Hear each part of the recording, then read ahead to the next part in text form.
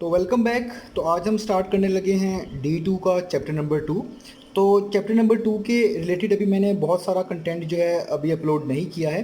तो क्योंकि मुझे इस एक्सरसाइज के एक पर्टिकुलर क्वेश्चन की रिक्वेस्ट बहुत बार आ रही थी, तो मैंने सोचा कि मैं इस एक्सरसाइज का जो पर्टिकुलर क्वेश्चन है यानी पार्ट नंबर जी जो आज हम करने जा रहे हैं, तो उससे रिलेटेड वीडियो अपलोड कर दूं। इसके अलावा इंशाल्लाह कोशिश करूंगा कि मुझे जैसे टाइम मिलता है बाकी कंटेंट से फारिग होने के बाद मैं इस चैप्टर से रिलेटेड बाकी क्वेश्चंस को भी सॉल्व करूं और उनके रिलेटेड वीडियोस भी अपलोड कर दूं। तो आइए आज स्टार्ट करते हैं एक्सरसाइज 2E। तो 2E का जो आज हम क्वेश्चंस करने जा रहे हैं वो है बेसिकली क्वेश्चन नंबर 1, और क्वेश्चन नंबर 1 का पार्ट नंबर जी करने जा रहे हैं जैसे कि रिक्वेस्ट में था। तो क्वेश्चन नंबर 1 की पहले स्टेटमेंट रीड कर लेते हैं। तो क्वेश्चन नंबर 1 की स्टेटमेंट है, using the elimination method solve each of the following pairs of simultaneous equations. हमें बेसिकली ए से लेकर ये पार्ट एल तक जो है बहुत सारी साइमल्टेनियस इक्वेशंस गिवन है, और हमसे कहा जा रहा है कि एलिमिनेशन मेथड की मदद से इसको सॉल्व करके दिखाएं। तो सबसे पहले तो ये जानना ज़रूरी है साइमल्टेनियस इक्वेशंस क्या होती हैं। साइमल्टेनियस इक्वेशंस ऐसी इक्वेशंस होती हैं, आप आसान अल्फाज में कह लें, जिन इक्वेशंस का कॉमन सोल्यूशन होता है। जैसे अगर ये दो इक्वेशंस लिखी हुई हैं पार्ट नंबर ए में, तो इनका एक ही सोल्यूशन आएगा, यानी सोल्यूशन का मतलब है एक एक्स की वैल्यू और एक वाई की वैल्यू आंसर में मिलेंगी, और वही इनका कॉमन सोल्यूशन होगा। कॉमन का मतलब वो एक्स और वाई की वैल्यू चाहे आप पहली इक्वेशन में पुट कर दें चाहे दूसरी इक्वेशन में पुट कर दें, ये इक्वेशन जस्टिफाई होंगी, ये इक्वेशन ठीक रहेंगी, इनमें कोई भी खराबी नहीं आएगी। तो ऐसी इक्वेशंस को हम बोलते हैं साइमल्टेनियस इक्वेशन। अब इन साइमल्टेनियस इक्वेशंस को सॉल्व करने के मेथड मौजूद हैं, जिसमें से एक मेथड है जिसका नाम है एलिमिनेशन मेथड, एक मेथड का नाम है सब्स्टिट्यूशन मेथड। तो आज जो मेथड है जिस मेथड से हमें इसको सॉल्व करना है वो है एलिमिनेशन मेथड। तो आइए क्वेश्चन नंबर 1 का पार्ट नंबर जी स्टार्ट करते हैं। तो ये मैंने पार्ट नंबर जी लिख लिया है। तो इस मेथड को स्टार्ट करने से पहले आप याद रखें इसमें दो केस पॉसिबल हो सकते हैं। एक केस तो ये हो सकता है कि आपको x या y में से किसी एक वेरिएबल की वैल्यू सेम मिल जाए कोफिशिएंट के लिहाज से। कोफिशिएंट का क्या मतलब होता है, जो चीज़ x के साथ लिखी होती है या वेरिएबल के साथ लिखी होती है या आप कह लें लेटर के साथ लिखी होती है, उसको हम कोफिशिएंट बोलते हैं। जिस तरह x का कोफिशिएंट क्या है यहाँ पे 7, y का कोफिशिएंट क्या है -3, x का कोफिशिएंट क्या है 11 और यहाँ पे y का कोफिशिएंट क्या है -3। तो एलिमिनेशन मेथड में एक केस ऐसा आता है कि या तो x के कोफिशिएंट सेम हो जाते हैं या तो y के कोफिशिएंट सेम हो जाते हैं। अब जैसे आप यहाँ पे देख सकते हैं इन दोनों x के कोफिशिएंट सेम नहीं है, एक का कोफिशिएंट 7 है और एक का 11 है, लेकिन यहाँ पे y का कोफिशिएंट सेम है, यानी यहाँ पे y का कोफिशिएंट -3 है और यहाँ पे y का कोफिशिएंट क्या है -3 है। तो ये हमारे पास वो वाला केस बनता है जिसमें आपको x या y में से किसी एक का कोफिशिएंट सेम मिल रहा है। अब अगर आपको कोफिशिएंट सेम नहीं मिलता तो वो सेम बनाना पड़ता है। तो अभी जो हमारे पास केस हैं वो वाला केस नहीं है, यानी आपको x और y में से किसी एक का कोफिशिएंट सेम मिल रहा है, यानी y का कोफिशिएंट। जैसे यहाँ पे y का कोफिशिएंट -3 है और यहाँ पे y का कोफिशिएंट -3 है। अब ये जो सेम होने वाली कैटेगरी है, इस तरह की कैटेगरीज में ज़्यादातर हम एलिमिनेशन मेथड यूज़ करते हैं इनको सॉल्व करने के लिए। अदरवाइज़ अगर मेंशन्ड नहीं है तो आपकी अपनी चॉइस होती है, लेकिन अगर आपके पास मेंशन्ड है कोई पर्टिकुलर मेथड तो फिर आपको उसी से सॉल्व करना पड़ता है। ज़्यादातर ऐसे केसेस जिसमें आपके पास कुछ ना कुछ कोफिशिएंट सेम मिल रहे हों तो वहाँ पे एलिमिनेशन मेथड यूज़ करना ज़्यादा फीजिबल भी होता है और ज़्यादा ईजी भी होता है। इसके अलावा सेम होने का मतलब ये हुआ करेगा कि आपके पास यहाँ पे नंबर सेम हो, इनके साइंस अगर ऑपोजिट भी होते हैं या सेम भी होते हैं, दोनों कैटेगरी के अंदर सॉल्व किए जा सकते हैं। उनको थोड़ा सा मैनिपुलेट करना पड़ता है तो ये सॉल्व हो जाते हैं, लेकिन ये ज़रूरी है कि कोफिशिएंट लाजमी सेम होने चाहिए, तब ज़्यादा आसान होता है। अगर सेम नहीं होंगे, वो दूसरी कैटेगरी है, तो हम उसको सेम बनाते हैं। तो आइए अब स्टार्ट करते हैं। तो एलिमिनेशन मेथड का मतलब होता है कि इस मेथड के अंदर आपने सबसे पहले किसी एक वेरिएबल को एलिमिनेट करना होता है। एलिमिनेट का मतलब होता है ख़त्म करना होता है। जैसे यहाँ तो x के आप वेरिएबल को एलिमिनेट कर दें या आप y के वेरिएबल को एलिमिनेट कर दें। एलिमिनेट का मतलब होगा उसको मुकम्मल रिमूव कर दें, x और y में से किसी एक चीज़ की वैल्यू निकाल लें। तो अब हमने फोकस ये रखना होता है कि जो चीज़ सेम है उसको हम एलिमिनेट करेंगे।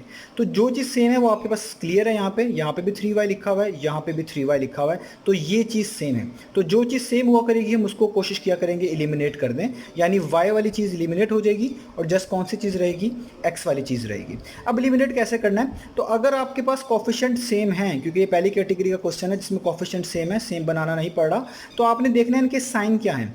याद रहे अगर दोनों के साइन भी सेम हो आपके पास तो आपने इनके साइन को करना है चेंज, और अगर दोनों के साइन डिफरेंट हो, यानी एक का साइन प्लस हो और एक का साइन माइनस हो, तो आपने करना है इन दोनों को ऐड। ठीक है, मैंने क्या बोला है, अगर आपके पास दोनों कोफिशिएंट सेम हो और उनके साइन भी सेम हो तो आपको एक इक्वेशन के साइन करने पड़ेंगे चेंज, यानी साइन चेंज होंगे।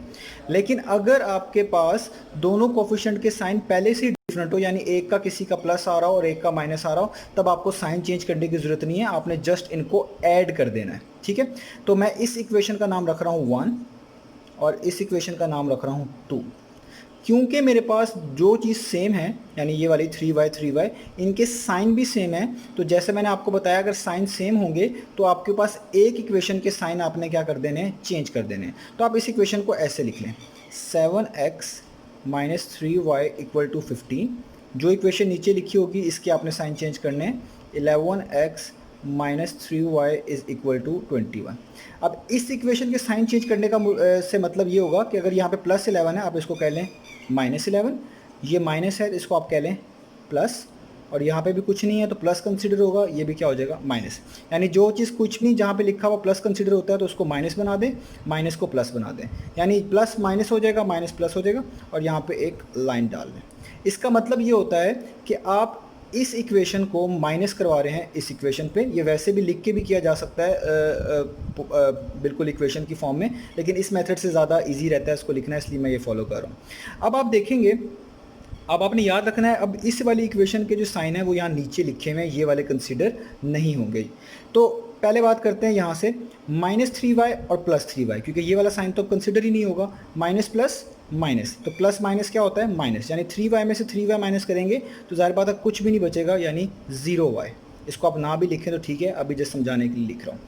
तो यहाँ पे +7 है, यहाँ पे -11 है, प्लस माइनस माइनस, तो 11 में से आपने 7 को माइनस कर देना है, यानी 11 माइनस 7 कर दें एक तरह का। तो 11 माइनस 7 कितना हो जाएगा आपके पास, वो हो जाएगा 4x, और साइन बड़ी वैल्यू का तो 7 और 11 में से 11 बड़ी वैल्यू है और उसके साथ ये वाला साइन कंसिडर किया जाएगा, तो ये हो जाएगा -4x इक्वल टू का साइन। यहाँ पे प्लस माइनस माइनस, तो 21 में से आपने क्या माइनस करना है, आपने माइनस करना है 15, तो वो आपके पास आंसर आता है 6। 21 में से 15 माइनस कर दे तो क्या आंसर आता है 6, और साइन यहाँ पे वो लगा दे जो बड़ी वैल्यू का बनता है। 15 और 21 में से जो सबसे बड़ी वैल्यू है वो 21 है और उसके साथ ये वाला साइन है, यानी -6। तो जो 0y है इसको तो कंसिडर ही नहीं करेंगे, इनफैक्ट ये आप ना भी लिखें तो कोई इशू नहीं है। तो यहाँ पर जो चीज़ बची हुई है वो है -4x और -6। जब इक्वेशन के दोनों साइड्स पे इस तरह माइनस हो, ये कट हो जाते हैं, आप इसको कट कर दें, ये कट हो गया, और यहाँ पे आ जाएगा 4x इक्वल टू 6। अब यहाँ पे 4 मल्टीप्लाई हो रहा है तो इस 6 से क्या होगा, डिवाइड, इक्वेशन की दूसरी तरफ जाके, या आप कह लें दोनों तरफ आप 4 से डिवाइड कर लें तो भी बात सही है। तो मैं यहाँ पे लिख रहा हूँ x equal to 6 divided by 4। ये जो 4 यहाँ पे मल्टीप्लाई हो रहा था यहाँ के क्या हो गया, डिवाइड। तो 2 टाइम्स 4 होता है और 2 3 टाइम्स क्या होता है 6, यानी x का आंसर आ गया 3/2, और यही हमने पहला रूट एक तरह का निकाल लिया, यानी एक तरह के x की वैल्यू निकाल ली है। तो आप देखें एलिमिनेशन मेथड इसी को कहते हैं कि आपने एक वेरिएबल एलिमिनेट कर लेना होता है। तो हमने y वाली वैल्यू एलिमिनेट कर ली तो हमें किसका आंसर मिल गया, x का आंसर मिल गया। अब इस x के आंसर की मदद से हम कौन सा आंसर निकालेंगे, y का आंसर, और इसी को हम बोलते हैं एलिमिनेशन मेथड। तो आइए x का आंसर 3/2 आ चुका है, अब y का आंसर भी निकाल लेते हैं। तो मैंने यहाँ पे x का आंसर 3/2 लिख लिया है। अब आपने करना क्या होता है, जब आप x या y की वैल्यू किसी भी एक की वैल्यू निकाल लें, अब आपने इस वैल्यू को इन दो इक्वेशन में से किसी एक इक्वेशन में पुट करना होता है। यह आपकी अपनी चॉइस होती है, आप इक्वेशन नंबर 1 में पुट कर लें या इक्वेशन नंबर 2 में पुट कर लें, लेकिन ख्याल रखें ऐसी इक्वेशन में पुट करें जो आपके लिए ज़्यादा आसान हो, आपके लिए सॉल्व करना ज़्यादा आसान हो। जैसे फॉर एग्जाम्पल अगर इस इक्वेशन की बात की जाए, इसमें 11 आ रहा है और 21 आ रहा है, ये ज़रा नंबर्स बड़े हैं तो इनको सॉल्व करना थोड़ी सी मुश्किल दे सकता है। और पहली इक्वेशन बात करें तो उसमें नंबर्स छोटे हैं, 7, 3 और 15, तो इसमें पुट करना थोड़ा आसान रह सकता है। तो ये आपकी अपनी चॉइस है, ज़रूरी नहीं सिर्फ यही कंडीशंस लगेंगी या सिर्फ यही चीज़ों को देखना पड़ेगा, बहुत सी चीज़ें देखनी पड़ती है, लेकिन आप यूज्ड टू जब हो जाएंगे आपको समझ आ जाएगी। तो आप किसी भी दो इक्वेशन में से आप कोई सी इक्वेशन सेलेक्ट कर लें और उसमें ये वाली वैल्यू पुट कर दें। तो मैं यहाँ पर लिख रहा हूँ सब्सटीट्यूटिंग x इक्वल टू, ये बेसिकली मैं वैल्यू पुट कर रहा हूँ, सब्सटीट्यूट कर रहा हूँ किसके अंदर, इन इक्वेशन नंबर 1। मैं इक्वेशन नंबर 1 में जो वैल्यू निकाली है उसको अब क्या कर दूंगा पुट, ताकि दूसरी वैल्यू यानी y की वैल्यू मिल जाए। तो देखिए यहाँ से स्टार्ट हो रही इक्वेशन 7x, 7 आगे आएगा x, तो x की जगह पे ये वाली कीमत लिखेंगे, यानी 3/2 ब्रैकेट क्लोज माइनस 3, ये वाला 3 लिखा है, आगे आ रहा y यानी y, और आगे आ जाएगा 15। ठीक हो गया। अब यहाँ तक हो गया। अब आपने इस इक्वेशन को सॉल्व करना है। तो 7 3 टाइम्स कितना होता है, वो होता है 21 और नीचे 2 वैसे का वैसे ही। यहाँ पे बचता है -3y इक्वल टू 15। अब आपके पास दो चॉइसेस हैं, या तो -3y को वहाँ पे मूव कर लें और 15 को वहाँ से इधर मूव कर लें, या -3y को इधर ही रहने दें +21/2 को वहाँ मूव कर लें। दोनों तरीक़ों से ये चीज़ें हो जाएंगी। तो मैं -3y को वहाँ पे मूव कर रहा हूँ और 15 को यहाँ पे मूव कर रहा हूँ। तो इसके लिए मुझे दो स्टेप्स करने पड़ेंगे। उन दो स्टेप्स को मैं यहाँ पे एक ही में लिख रहा हूँ। मैं क्या लिख रहा हूँ, 21/2 यहाँ पे वैसे का वैसे ही रहेगा, इक्वालिटी का साइन भी वैसे का वैसे ही। ये +15 है, जब मैं इसको इक्वेशन के इस साइड पे मूव करूँगा तो ये हो जाएगा -15। और ये -3y है, जब मैं इसको इक्वेशन के दूसरी तरफ मूव करूँगा तो यहाँ के अगले स्टेप में क्या हो जाएगा, +3y। यानी -3y को इधर मूव कर लिया है और +15 को इधर मूव कर लिया। अब हमने इनको सॉल्व कर लेना है। तो यहाँ पे 15 के नीचे कुछ भी नहीं है, आप अपनी आसानी के लिए 1 लिख सकते हैं। अब 2 और 1 का आपने निकालना है एलसीएम। हम इन दोनों फ्रैक्शंस हैं, दोनों फ्रैक्शंस का एलसीएम लेके इनको सॉल्व करना सीखेंगे। तो 2 और 1 का जो एलसीएम होगा, जब भी यहाँ पे 1 आ जाए तो इसके अलावा जो भी नंबर होता है वही उसका एलसीएम कहलाता है। तो इनका एलसीएम होगा बेसिकली 2 ही, क्योंकि 1 के अलावा जो भी बचता है वो उसका एलसीएम होता है। तो फ्रैक्शन में अगर नीचे वाले यहाँ का डिनोमिनेटर और ये एलसीएम सेम हो जाएं तो जो चीज़ ऊपर लिखी होती है उसको वैसे ही कोड कर लेते हैं, यानी 21 तो वैसे ही आ जाएगा, माइनस का साइन आएगा। अगर 1 लिखा हो नीचे, आपके पास इस फ्रैक्शन के नीचे 1 लिखा हुआ है और एलसीएम कितना आ रहा है 2, तो जो एलसीएम आ रहा होता है इसको आप ऊपर वाली वैल्यू से मल्टीप्लाई कर लेते हैं। ये रूल होते हैं, अगर सेम नंबर आए तो ऊपर वाला वैसे लिख लेते हैं, 1 आ जाए तो जो एलसीएम होता है इसको ऊपर वाले नंबर से यानी न्यूमरेटर से मल्टीप्लाई कर देते हैं। तो 2 15 टाइम्स कितना हो जाएगा, वो हो जाएगा 30 और यहाँ पर आ जाएगा जस्ट 3y। ठीक हो गया। अब आपने क्या करना है, 21 में से 30 माइनस हो रहे हैं, यानी छोटी वैल्यू में से बड़ी वैल्यू माइनस हो रही है। तो आप पहले 30 में से 21 कर लें माइनस, तो वो आपके पास आता है 9। और साइन बड़ी वैल्यू का, तो 30 बड़ी वैल्यू है, उसका साइन पीछे माइनस है, तो यहाँ पे आएगा -9, नीचे आ जाएगा 2 और यहाँ पे बचेगा 3y। अपनी आसानी के लिए आप 3y के नीचे 1 लिख लें। जब भी इक्वेशन के साइड पे एक फ्रैक्शन लिखी हुई हो, एक फ्रैक्शन इधर लिखी हो, इस तरह आप इन्हें क्रॉस मल्टीप्लाई कर सकते हैं, यानी 1 को इधर मल्टीप्लाई कर दें और 2 को इधर मल्टीप्लाई कर दें, इसे क्रॉस मल्टीप्लिकेशन कहते हैं। तो 1 को जब आप -9 से मल्टीप्लाई करेंगे ये तो -9 ही रहेगा, और 2 को जब आप 3y से मल्टीप्लाई करेंगे तो 2 3 टाइम्स कितना हो जाएगा 6 और y साथ वैसे। क्योंकि हमने y की वैल्यू निकालनी है तो इसके साथ कोई भी नंबर आएगा उसको हमें मूव करना पड़ेगा। तो यहाँ पे 6 लिखा हुआ y के साथ, तो 6 y के साथ मल्टीप्लाई हो रहा है, तो जब आप इसको इक्वेशन के दूसरी तरफ मूव करेंगे वहाँ जाके क्या हो जाएगा, डिवाइड। यानी आप इसी इक्वेशन को ऐसे लिख सकते हैं -9 और ये जो 6 यहाँ y के साथ मल्टीप्लाई हो रहा है यहाँ के क्या हो जाएगा डिवाइड, और यहाँ पे क्या बच जाएगा y। आप दोनों तरफ 6 से भी डिवाइड कर लें तो भी मीनिंग सेम है।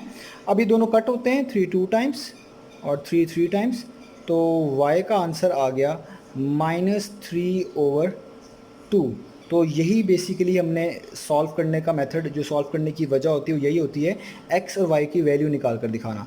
तो सोल्यूशन क्या आया हमारे पास, x की वैल्यू आई है हमारे पास 3/2 और y का जो आंसर आ रहा है वो आ रहा है -3/2। तो यही बेसिकली हमारे कहलाते हैं इसका सोल्यूशन। इसको ऑर्डर पेयर में भी लिख सकते हैं, यानी आप एक ब्रैकेट डालें और पहले x की वैल्यू लिखें हमेशा और दूसरे में कॉमा डाल के y की वैल्यू लिखें। ये इस तरह भी आंसर में लिखा जा सकता है। तो ये था हमारे पास इस क्वेश्चन नंबर 1 का पार्ट नंबर जी। इस तरीके से आपने एलिमिनेशन मेथड को इस्तेमाल करना है उन क्वेश्चंस में जिसमें आपके पास कोफिशिएंट सेम मिल रहे हैं। जिसमें कोफिशिएंट सेम नहीं होंगे उसमें थोड़ा सा मैनिपुलेट करना पड़ेगा, थोड़ा सा कोफिशिएंट को क्वेश्चन को आपको जो है ना तब्दील करना पड़ेगा ताकि आप ये वाला प्रोसेस आसानी से फॉलो कर सकें। इसके अलावा अगर आप यहाँ पे x और y की जो दो वैल्यूज़ आ रही हैं, ये आप इनमें से किसी भी इक्वेशन में पुट कर दें तो आपकी इक्वेशन जस्टिफाई होगी। अगर जस्टिफाई हो रही है तो आपका आंसर ठीक है, अगर जस्टिफाई नहीं हो रही तो आपका आंसर ठीक नहीं है। तो मैं आपको इन दोनों सॉल्यूशंस को जस्टिफाई करना भी सिखा देता हूँ। तो आइए अब इसको जस्टिफाई कर लेते हैं कि क्या x का आंसर 3/2 ही बनता है और y का आंसर -3/2 ही बनता है। तो इनको जस्टिफाई करने के लिए आप कोई सी एक इक्वेशन चूज़ कर लें, पहली चूज़ कर लें या दूसरी चूज़ कर लें। मैंने पहली वाली इक्वेशन को चूज़ किया हुआ है और जो आपने आंसर्स निकाले हुए हैं वो आप इस इक्वेशन में पुट कर दें। तो देखिए मैंने पहली इक्वेशन लिखी है, तो मैंने x का आंसर निकाला था 3/2 और y का आंसर निकाला था -3/2। तो इस इक्वेशन में x की जगह पे 3/2, y की जगह पे -3/2 मैंने लिख दिया है और 15 साथ वैसे का वैसे उतार लिया है। जस्टिफिकेशन का मतलब ये है कि इसकी लेफ्ट हैंड साइड और राइट हैंड साइड इक्वल आनी चाहिए। अगर आ जाती है तो आपके आंसर सही हैं, अगर नहीं आते तो आपके आंसर में कहीं ना कहीं ख़राबी है। तो जब मैंने वैल्यूज पुट कर दी, 7 3 टाइम्स 21 होता है, नीचे 2 वैसे ही आ गया, माइनस माइनस प्लस हो गया, 3 टाइम्स 9 होता है और नीचे 2 फिर से वैसे ही आ गया और यहाँ पे 15 वैसे ही आ गया। नीचे डिनोमिनेटर सेम है, तो जब भी डिनोमिनेटर सेम हो उनको एक मरतबा लिख लेते हैं और जो चीज़ ऊपर लिखी हुई हो अगर वो प्लस हो रही है प्लस कर देते हैं, माइनस हो रहे हो माइनस कर देते हैं। क्योंकि प्लस हो रहे हैं तो 21 + 9 कितना आ गया 30। तो 30 को 2 पे डिवाइड करें कितना आता है 15। देखिए लेफ्ट हैंड साइड भी कितनी आ गई 15 और राइट भी क्या थी 15, यानी 15 किसके इक्वल आ गया 15 के, यानी वाकई में 15 15 के ही इक्वल होता है। इसका मतलब जस्टिफाई हो रही है जो इक्वेशन की राइट हैंड साइड है और जो लेफ्ट हैंड साइड है दोनों आपस में क्या आ रही हैं सेम आ रही हैं, इक्वल आ रही हैं। इसका मतलब जो आपने आंसर्स कैलकुलेट किए हैं वो बिल्कुल सही कैलकुलेट किए हैं। तो इसको बोलते हैं एलिमिनेशन मेथड। बाकी आपको मैं इसके आंसर्स के हवाले से भी एक और चीज़ बताता चलूँ, क्योंकि मैंने आंसर्स ये लिखे हैं तो अक्सर स्टूडेंट कंफ्यूज हो जाते हैं कि बुक में आंसर इस तरह नहीं लिखा हुआ या किसी और तरीके से लिखा हुआ है। तो आंसर ये बिल्कुल ठीक है, इसको बस मिक्स फॉर्म में अक्सर बुक में कोट किया जाता है। मिक्स फॉर्म का मतलब है आप इसको भी होल नंबर और फ्रैक्शनल पार्ट में अलग अलग करके लिख लें।